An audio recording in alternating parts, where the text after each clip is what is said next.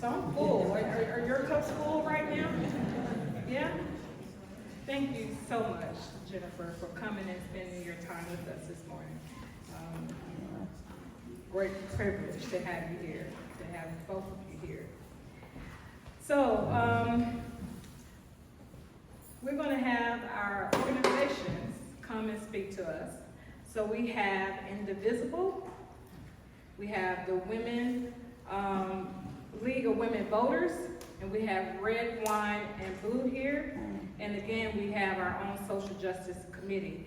So if we will start right in the back here with Indivisible, and we'll have Linda come up and share about 2 or 3 minutes of what her organization does. And listen, after all this is over, come and talk to Reverend Sampson and Jennifer and all of our organizations and see how you can get involved, okay?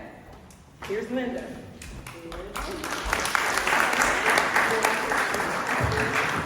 Good morning.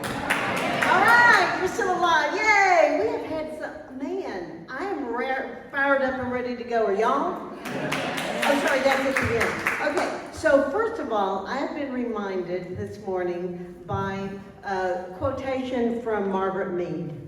If you know it, you can say it along with me. Never doubt that a small group of thoughtful, committed citizens can change the world. Indeed, it's the only way it ever has. And that's why we're here, right? We may seem small, but mighty, right? I can relate to that. I'm shrinking these days. So my name is Linda Meggs, and I'm here representing Indivisible Charlotte. And I go back in time to January of 2017. My family and I met in DC for the Women's March. And it was so inspiring. It lit the flame that changed my husband's and my lives. We became what a friend calls us VPOs. VPO, what is that? Vagabond political operatives. So we were in Alabama at the time. Yes, Alabama. That place. Had been there for decades. And we worked and we ran for office, and we were part of Indivisible there, which taught me how to speak in front of groups, inspired me to run for office, and then, shocking, in Alabama in 2018. The rest of the country moves forward, but not Alabama. So we moved to Arizona, sold everything, moved to Arizona. We worked for Mark Kelly and Joe Biden, and how did that turn out in Arizona? And then we moved to Virginia. It's still the pandemic, but then in Georgia for Stacey Abrams. Go Stacey Abrams, love her. She should have won both times. And for Raphael Warnock, and for the cute guy. Of course, Raphael Warnock is pretty cute too. Thank you, John Ossoff. And we worked our ass off. And then we moved to, and then we moved here. And we found Indivisible here, which is, oh my gosh, still going strong after 7 years because of the strong, committed leadership and enthusiasm of Carolyn Eberly, who made media, national media, like a big picture and article in Time magazine and in USA Today, and she's still our wonderful leader, as well as Ava Williamson. So I'm here because I believe in them, and I believe in Indivisible, which means we will not be divided, right? Do not divide us. And Indivisible is a local group, all kinds of local groups. Ours is local to Charlotte, but we have grown to over 1,000 members in those 7 years. In the larger Charlotte area, as well as the state, as well as the country. People have come from across the state lines to work with Indivisible, especially our group, because of, I think, Carolyn and Ava. So we are focused on educating voters, engaging with voters, and then getting those voters engaged, getting them active, because we've heard the word action once or twice today, right? And it's so true. see, I'm trying to just pick out the highlights. And so we have 3 goals for this year, for 2024. We're trying to rid the North Carolina legislature of its supermajority of GOP because they're the ones taking away our freedoms. And we're trying to really significantly increase the voter turnout in Mecklenburg County especially. And we want to encourage whole ballot voting, up and down the ballots. And how are we going to do that? What we're currently doing is going around and talking to voters. We are not persuading voters right now, so if you're leery at all about trying to, persuade voters, we're sending you to voters who are more likely to vote our way and just engaging them to vote, reminding them we've got elections coming up. We also do voter registration, and we do write postcards as well. But we're really into canvassing. I'm so into it. If you get close, you'll see my earrings are door knockers. I love to canvass because just like you love talking about the voting, I love talking to voters too, and just engaging them in those conversations. Since January of this year, we have knocked on more than 1,900 doors and had hundreds of conversations. I really, thank you. It's a team effort for sure, and we've got a great team, and knocking on doors is better for me than phone banking. I was telling somebody earlier because, if you don't recognize a phone number, sometimes you don't answer, but then you get to talk to some in hundreds of, boy, a lot of phone banking, flip that whole ticket, right? But I am short, and I don't look threatening, and so people answer the door, and I get to talk to them, and I love that. So just a little bit more. So hundreds of conversations with voters, and whenever somebody tells me they don't like to talk about politics, I say, what kind of a world do you want to live in? That's right. That's what politics impacts, right? Getting things done and making it our kind of world. And so we've got 2 different events coming up just next Saturday. We are knocking on doors and writing postcards. And I'd like you to take out your phone right now. And I've got it at the table too, but here is our website. And I just want to leave you with a couple of reminders. One, read it with me. It is there. Democracy is not a spectator sport. We gotta leave it all on the field, right? We gotta leave it all on the field. And the antidote to anxiety is action. The antidote to anxiety or anger is action. Are you fired up? Yeah. Are you ready to go? Yeah. Let's do this!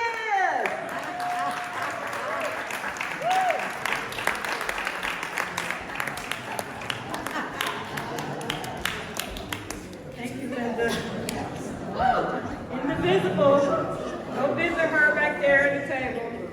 Oh my God. Did you bring a bottle of what you have so we can take it with us, that energy that you have? Yes! Yes, okay. So now we will have Suzanne come from the League of Women Voters.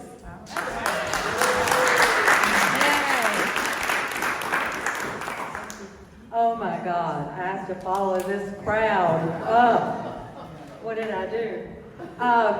First of all, I'm going to talk about the League of Women Voters. I just want to share a little story that happened to me probably about 10 or 11 years ago. I had just gotten involved with the League, and I went with 2 life members. The life member in the League is you've been a continuous member of the League for 50 years. Ooh. And then we don't charge you dues after that. Whoa! So anyway, I went with these 2 wonderful women. We were having a fundraising gala, so we were going to all these stores asking for contributions so we could have an auction. And we walk in and we have our little buttons and our little brochures, and just about every place we went, we'd say, we are from the League of Women Voters, and we expected them to go, oh yes. They were like, what? Who? What? And the humiliation. And we just looked at each other and went, Houston, we have a problem. So But the League of Women Voters was founded by women and men from the suffrage movement 104 years ago. Yeah. And we are four men. We're not just little blue-haired ladies. We were a voice for the American women who wanted free, fair, and open elections. So that's how we started. Women had no idea how to vote in 1920. You know, what do I do? How do I do this? So that's why the League was established, and it was established by these suffragists. The League is nonpartisan, grassroots political organization offering membership and volunteer opportunities to women and men 16 years and older who want to make government more responsive and accessible. So we are totally nonpartisan. We do not endorse candidates or parties. We are political. We have our ideas about what's right and wrong. So our members work to encourage informed and active, there's that word again, participation in government through education and advocacy. Working both individually and collaboratively with our members and community partners. Our programs include voter registration, including registering new citizens. We do that about 3 times a week at Homeland Security. Speaking of voter registration, I'd like to just very quickly recognize Linda Traum. She is our first vice president, and she is going to be our new voter service chair in July. So, yeah, she just stepped into some big shoes. I know a lot of you probably knew Reagan Adolf, who's done this for like 8 or 9 years. So Linda's her replacement, and good luck. No, we love her for doing this. We have organized candidate forums and debates. Also, we produce our national online vote411.org voter guide. Aren't they great? They provide election and ballot information and requirements. And the requirements part is real important now, as we know, with voter suppression so prevalent. We offer free Civics 101 classes where they learn about local government, and it is offered virtually and in person. And Jennifer has been one of our teachers in that. So that's a real big thing that we do. We offer speaking events of interest to our members and community, featuring all kinds of things that we are, promoting. Lobbying and advocacy on our issues, which includes hiring attorneys for litigation on our positions. They do amicus briefs, bill and budget analysis and testimony, and on such things as voter suppression, reproductive justice, Medicaid expansion, influence of racism in healthcare.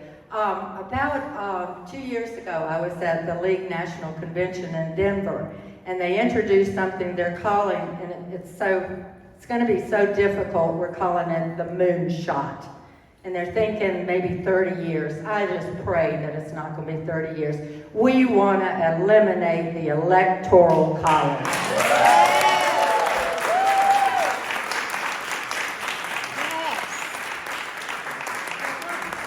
Help us do it.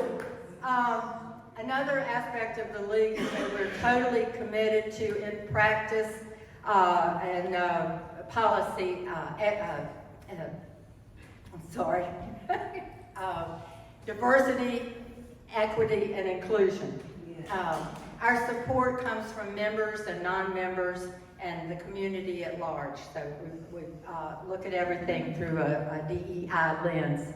Our action teams and areas of focus include environment and sustainability, public education equity. We worked very hard on the CMS bonds, which passed. We're so happy. Healthcare reform, for example, maternity issues affecting Black women and the influence of racism in healthcare. Women's pay parity. Women's pay parity. Of course, ERA, we're still working it. And reproductive justice. redistricting, and gerrymandering. We've just formed a new SAGES group offering social and educational experiences for members over 60. And we were looking for a name, and we thought, we'll call it SAGES.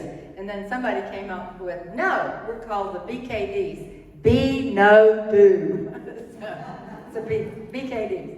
Membership in the league is $75 a year. If you are a household, it's an additional $25. So anyone else in the household can charge. And then students, no charge.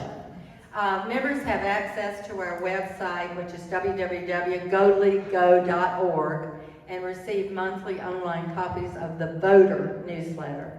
I'd like to invite everyone who shares our mission to empower the vote and to defend democracy to join the league and help improve the quality of life in our world. Thank you so much. It's great.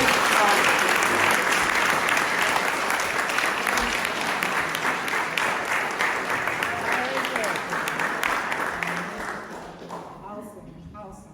Now we'll have Lori Downey from Red, Wine, and Blue Charlotte.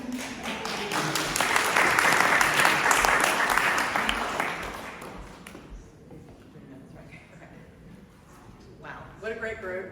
And I'm Lori Downey. I'm with Red, Wine, and Blue. I actually live in Huntersville, so I'm in the Lake Norman area. And I'm only going to take a couple of minutes. I mean, we already partner with a lot of these organizations. How many people are part of Red, Wine, and Blue?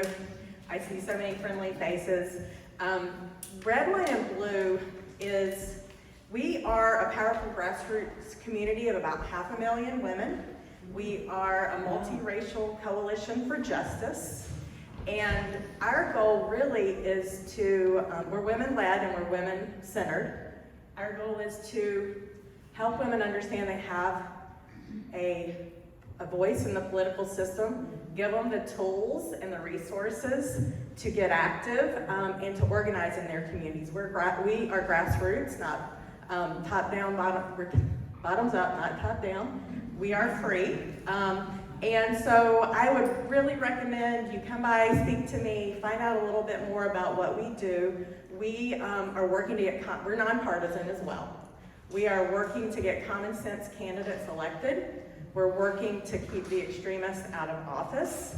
We organize around issues women care about. Our target audience really is suburban and exurban women. Men, you are absolutely welcome to partake of our content too. We have amazing content, but we really are a women-driven organization. And we organize around issues like reproductive rights, public education, making sure our schools are fully funded. We were at the Leland Road rally, I think I saw you there.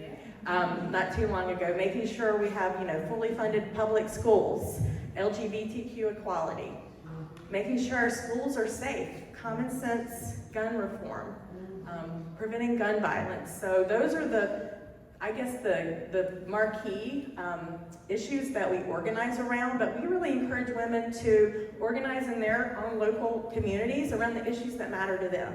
So that's what I'm here to offer for you today, is to join our movement. We have about 500,000 women nationally in Red, Wine, and Blue. We have paid organizers in battleground states like, Michigan, Ohio, Virginia, North Carolina, Pennsylvania. But we have a network across the country. Here in North Carolina, we have 20,000 women in our organization. And so I welcome you to become part of our organization. A lot of the things that were touched on today are so important to us. Relational organizing is our framework. Friend-to-friend organizing, we talked about having those conversations. We want to make sure you're equipped to reach out to folks. What do I say? How do I get a conversation started? That's where we want to offer you some tools and some resources. Reaching out to those folks, and many, many folks, I think as you mentioned, are just uninformed. They're not paying attention. That's what we want to do. We want to start to have conversations, kind of plant some seeds, understand, listen to what are they concerned about, and be able to give them some information. We really, really work to combat misinformation and disinformation. And a lot of the ways we do that is by the free programming that we offer. Weekly, we have troublemaker trainings. In fact, Dr. Lucretia Berry, right here, is my daughter's anti-racism teacher. She actually was featured on one of our troublemaker trainings with a panel of students. We have great content around whether it's fighting Moms for Liberty and book bans, whether it's making sure that our kids have comprehensive sex education, making sure that we fight back against the forces that are trying to limit, diverse voices. So those are the kind of things that we're involved in and working locally. We want to make sure in North Carolina this year we turn out 40,000 folks to the polls. And the way that you can do that is, people have talked about postcards, they've talked about canvassing. We call it couch canvassing. We have a rally tool that is going to help you with your voter outreach organization. We're going to give you information at your fingertips so you can text or call your friends. We know that that is the most effective way to reach people. People listen to people they know. Everything works. It all works together, but that's the way that we try to reach our communities and voter turnout. It's through our friend-to-friend organizing. We were able to get an extra 9% of our members out to the polls to vote. We know it works. So come back and say hello. And just a couple of things I'll end up with is one of the ways we really shine is in our programming. We have salon speakers like Heather Cox Richardson. I'm sure there's fans in here. She's a big fan of Red, Wine, and Blue. Just this week we had an event with Dr. Kimberly Crenshaw, also Dr. Nancy McLean from Duke University, who wrote Democracy in Chains, to try to get the word out about something called Project 2025. Do you guys know what that is? We actually have a wonderful explainer. We don't want people to go to the Project 2025 website because we don't want to, send people there and mess with the algorithms, but we have a great explainer about what that is. And quite frankly, it's the plan to all of these hateful laws and things that are happening, the rights that are being taken away in the states. Project 2025 is that far-right plan to do that nationally. And so we really need to make sure people are aware of what's happening. And so we've got a great resource that you can share. Join our Facebook group. We've got great informational emails. Join Rally. And Monday night, we're going to have our strategy call for 2024. So feel free to join that. And my last thing I'll share is a group, one of our new platforms is called Trouble Nation. We call ourselves Troublemakers, good kind of troublemakers. Trouble Nation is a great platform that grassroots groups locally can get connected with Red, Wine, and Blue. We give them free resources and support to grow their membership, develop their leadership skills. And so here in North Carolina, I think we've got about 18 groups on Trouble Nation, but you'll be able to get your group. If you want to start a group or a group that's already in existence, join our Trouble Nation platform. And I love it because people can go in and search by their zip code or their state and see local grassroots organizations that they can get involved with. So we have a lot of things to offer. I'm here in Huntersville.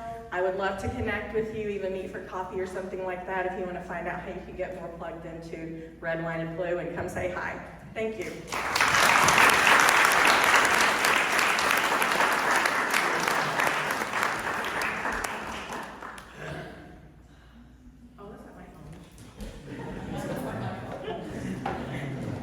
Thank you, Lori.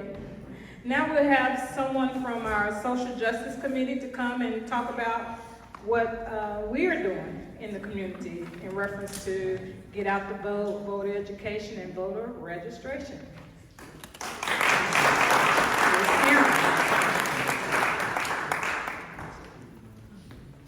Somebody, is that your phone? It is. Okay.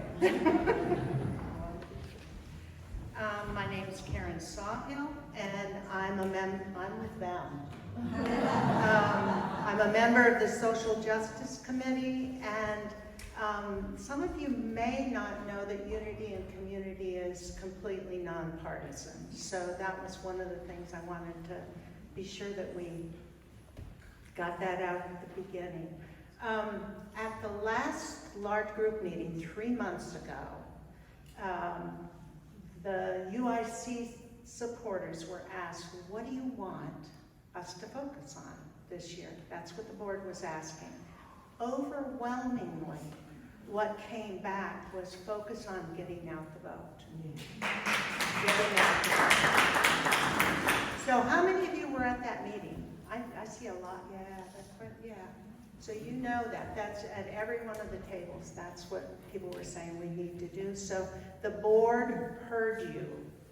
And so that's where we're headed at this point. Social justice is a committee, is a branch of Unity and Community.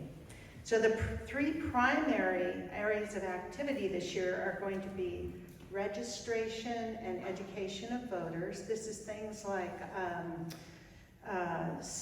we're a local group right here in North Mecklenburg, and the Smithville Jazz Fest, the Juneteenth celebration at Ada Jenkins Center. Those are some of the things where we're going to be doing voter education and registration. Campaign forums, we're going to be partnering with the League of Women Voters to help them do their campaign events. And postcard writing. There's been a lot of talk about postcard writing. We like to do it. So our focus is getting out the vote with Black voters. Now, the last election in Mecklenburg County had the fewest number of Black voters of any of the counties in North Carolina. And so we're focused on Black voters this campaign and youth. And so as a UIC supporter, what's your role? You're here today, you showed up, and that speaks volume. Sometimes showing up is an action. And what we're asking you to do now is to show up in a much bigger way, to get out the vote in Davidson, Cornelius, and Huntersville, especially if you live in this area. And we need volunteers to make this a reality. We need all of you. So, Social Justice Committee has sponsored several postcard writing campaigns in the past, but up until this point, we were never able to get any of the voter lists for this part of the county. In fact, even getting voter lists from Mecklenburg County was a problem for us. So this is the first time we're getting we're going to be sending nonpartisan postcards to all the Black voters in Davidson, in Cornelius, and then in some of Huntersville, because there are a lot more people in Huntersville. And so we're going to be handwriting and mailing over 3,000 nonpartisan postcards to Black voters. And we need an additional 25 to 30 volunteers. We already have 20 people who have committed to this. And so if this is something you like to do, let us know. We'll get you set up with that. So there is, in the back at the table, back left from my vantage, there are these forms. If you have not signed up with UIC to volunteer in one of these three areas, postcard writing, voter engagement activities, and candidate forums, please fill one of these out before you leave. And there also is all kinds of ways that you can donate to Unity and Community. So this is where I talk about how we're going to pay for this campaign. We're a very small organization. We have really loyal followers here. And the cost of these three activities this year is going to be somewhere around $3,200. And that's over and above Unity and Community's regular operating budget. And so your response to this is going to tell the board if it was realistic for them to do this. And so I'm asking, will you help us do this? We need your help.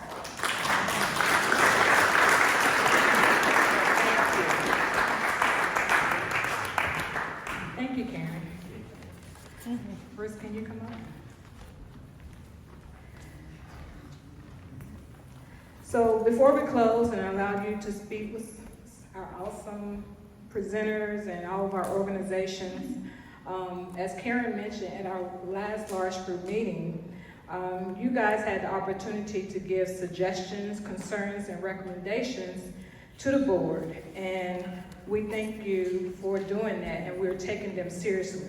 So over the past month, Bruce and I have started meeting with some of those individuals who have volunteered and want to help us act on those areas of opportunities for UIC. So if we haven't contacted you and you volunteered, please see Bruce or me after the meeting. Out of the exercise from January, we are forming a couple of committees and seeking volunteers. As Karen said, we need volunteers for the Social Justice Committee in their efforts for voting. So I'm going to ask Bruce to tell you about one of those teams that we're forming to help us reach our goals. Fundraising. Surprisingly enough, it was mentioned at a number of different tables. And as we said, our budget can't support right now $3,200. So we're going to need not only donations, but if you're passionate or experienced in fundraising, please come see me, because we need to think of different ways to raise funds to do a lot of what Unity and Community wants to do, and also what we need to do. So just come see me at the end of this meeting. We'd like to form a committee. We'd like to brainstorm on ways that we can fundraise that are beyond what we've done, and then discuss them and hopefully get people that are experienced or passionate about organizing those events.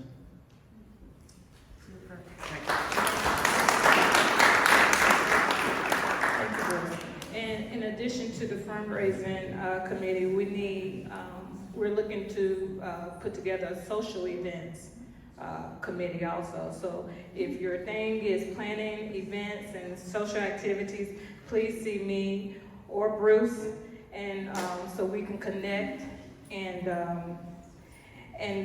because one of the things you guys wanted was us to get together, not for just large group meetings and small group meetings, but also just get together out in the community and get to know each other. So if you're interested in doing that, please see Bruce or myself. Okay? So, are you inspired? Yes. Are you empowered? You ready to take action? Well, thank you guys once again. We thank Davidson United Methodist Church for this beautiful, as always, this beautiful facility that they allow us to come quarter after quarter to be here. We want to thank our supporters, those who have come to our large group meetings time and time and donated their time and energy and money to Unity and Community. Thank you guys, and have an awesome day. Make sure you come and talk to Lisa, Jennifer, Lee, Lori, Linda, and Suzanne, and see how you can get involved. Have a great day.